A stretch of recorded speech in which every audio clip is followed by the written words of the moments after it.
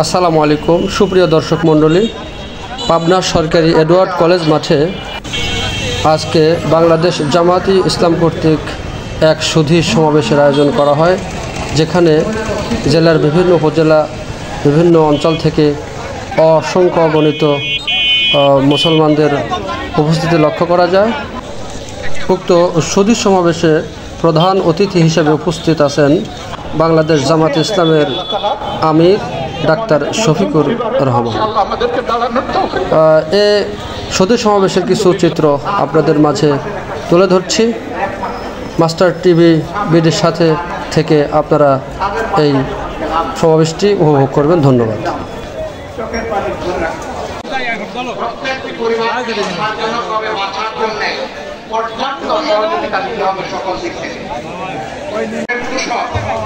যারা স্বৈরাচারের হাতকে শক্তিশালী করেছে, যারা মানুষ খুন করেছে, সরকারি চাকরি স্বৈরাচারী সরকারের প্রধানমন্ত্রী জাতীয়বাদীর মরহুম নেতা হুসাইন মাহমুদ এরশাদ সাহেব বলেছিলেন, পরে থাকলে ও বাইরে গেলে কোথায় যাবে। একেবারে আল্লাহ কোটার কারণে তাকে ক্ষমা করে। আমার মতো যারাই লড়াই করেছে তারাই পরিবেশন করছেন কেন? তাহলে সাহস করে পাঁচখান নিয়ে নামতেন ময়দানে, দেশের দেশের মানুষ আপনাদেরকে কিভাবে গ্রহণ করে, তা করলেন না। ভিতরে ভিতরে আপনারা একদলীয় সেই বাকশালের চেতনা লালন করেন। আমরা আল্লাহ তাআলার কাছে দোয়া করি, ভবিষ্যতে অনুরূপ চেতনার কোন দুষ্ট দল এবং শক্তি যেন ক্ষমতায় না আসে। বারবার যেন আমাদের যুবক তরুণদেরকে রক্ত দিতে না হয়, জীবন দিতে না হয়, অধিকার আদায়ের জন্য তাদেরকে এইভাবে মরতে না হয়। এই লড়াইটা হোক শেষ লড়াই, 24-এর লড়াই হোক। এই বাংলাদেশের কপাল, মানুষের কপাল, কিসমত চিরদিনের জন্য বদলানোর লড়াই। সম্মানিত ভাইয়েরা, অনেকেই জানতে চান বর্তমান সরকার কতদিন ক্ষমতায় থাকবে। আমরা বলছি না, তারা ক্ষমতায় থাকবে না, তারা দেশের সেবা করবে। বলে ধরে নিলাম সেবা, সেটা কতদিন? আমরা বলেছি যৌক্তিক সময়। বলে যে এটা তো একটা অনির্দিষ্ট অনিশ্চিত কথা। সুনির্দিষ্ট কি? আপনারা কি নির্বাচনের কোনো রোডম্যাপ ঘোষণা করবেন? আমরা বলি হ্যাঁ, আমরা করব। তবে তার আগে আরেকটা রোডম্যাপ আমরা ঘোষণা করতে চাই, এটি হচ্ছে সংস্কারের রোডম্যাপ। কি কি জিনিস তারা সংস্কার করবেন আর কি কতটুকু সময়ের ভিতরে তারা সংস্কার করবেন, এইটা নিয়ে আমরা চাই যে সরকার, তারা এখন কথা বলার সাহস পাচ্ছে না।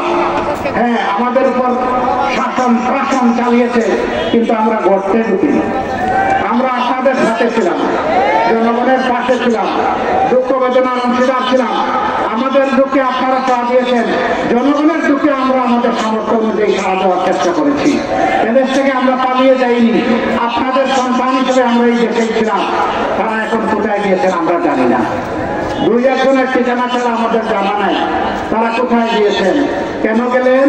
নিশ্চয়ই তারা অনুভব করেছেন তাদের পাপের বোঝা এত ভারী, জনগণের সামনে আসা তাদের সাহস নেই। এরকম একটা গণহত্যাকারী দল জনগণের সামনে দল হিসাবে আসা সকল নৈতিক অধিকার তারা হারিয়েছে। সম্মানিত ভাইরা, সেখানে কেন চিহ্নিত কিছু লোককে বসানো হয়েছে যারা এই দেশের সংখ্যাগরিষ্ঠ মানুষ, সাধারণ মানুষের কোন চেতনাই বুঝতে পারে না, এদেরকে কেন এখানে দেওয়া হলো? আমরা চাই তাদেরকে এখান থেকে সাফ করে দেওয়া। তারা তাদের যে ময়দানে ছিল ওখানে গিয়ে কাজ করুক, আমাদের আপত্তি নেই। তাদের সৌদা তারা বিক্রি করতে থাকুক, জনগণ তাদের প্রোডাক্ট কিনে আমাদের কোনো আপত্তি নাই। কিন্তু জাতির গানে তাদেরকে বসতে দেওয়া যাবে না।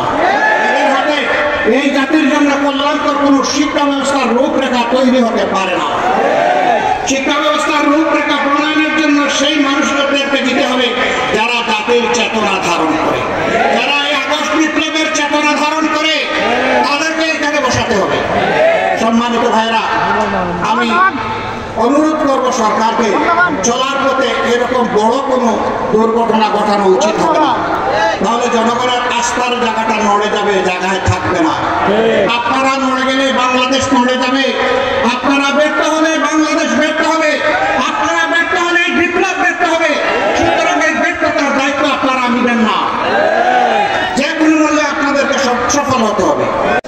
এই বিপ্লবের পরে যেই দলটি সবচেয়ে বেশি মজলুম, যদি প্রতিশোধ নিতে হয় তাহলে তার অধিকার সবার আগে, তাই না?